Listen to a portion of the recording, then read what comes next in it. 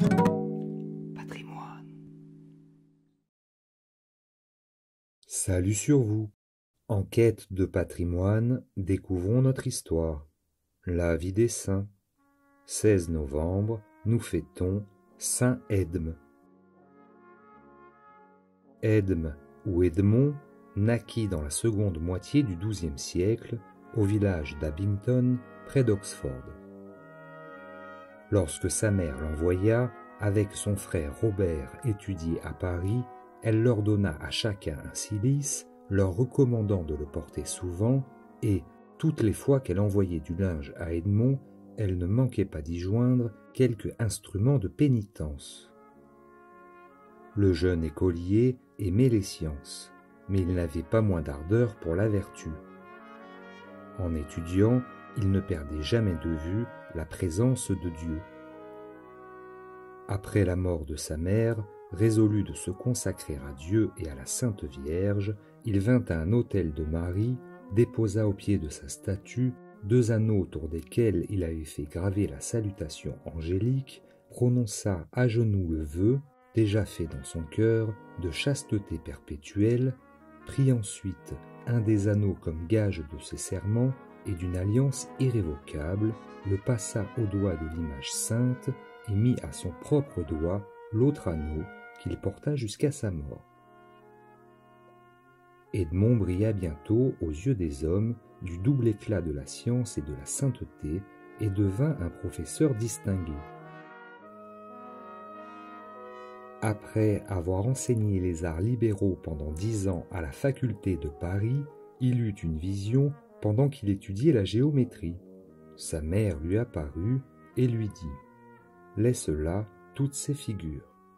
Puis elle lui prit la main, y imprima 3 cercles qui représentaient la Sainte Trinité. « Voilà, ajouta-t-elle, ce qu'il faut méditer. » Dès lors, Edmond retourna en classe comme un simple écolier pour étudier la théologie. Il devint docteur, prédicateur remarquable et archevêque de Cantorbéry, 1234.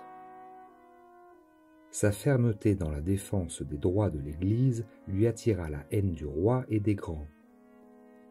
Obligé comme son illustre prédécesseur saint Thomas de s'exiler, il passa en France 1240 et se retira d'abord dans l'abbaye de Pontigny, puis au monastère de Soisy, près de Provins, où il mourut le 16 novembre 1240.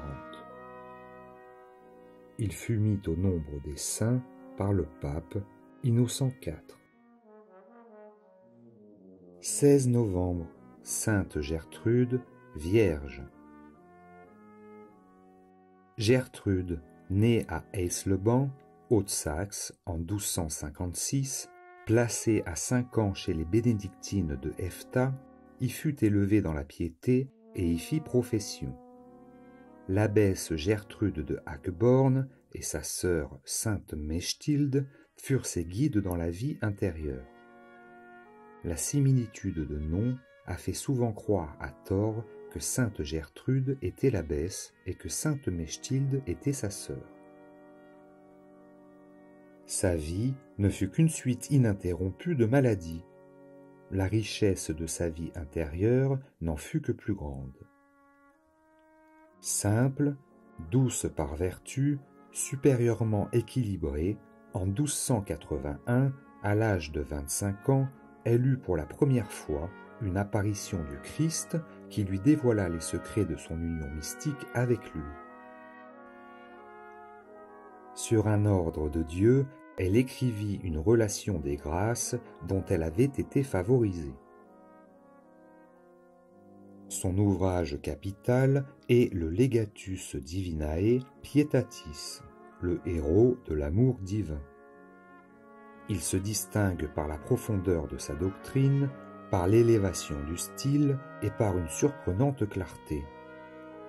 Ce livre a été comparé aux écrits de sainte Thérèse, laquelle avait une grande dévotion envers sainte Gertrude.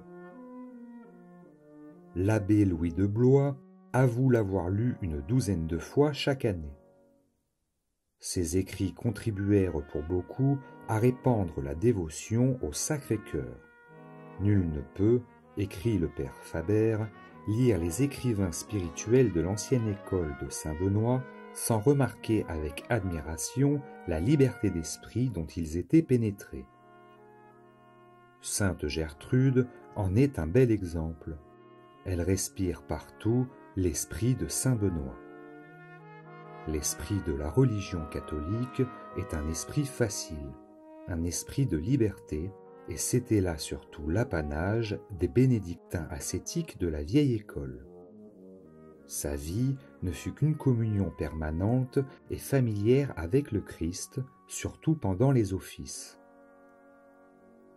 Sa dernière maladie fut une langueur, effet de l'amour divin et du désir d'être unie à Jésus-Christ. Elle mourut en 1302, portant les stigmates de Jésus crucifié, plus consommée par le feu de l'amour divin que par la fièvre. On la représente en bénédictine avec un cœur enflammé.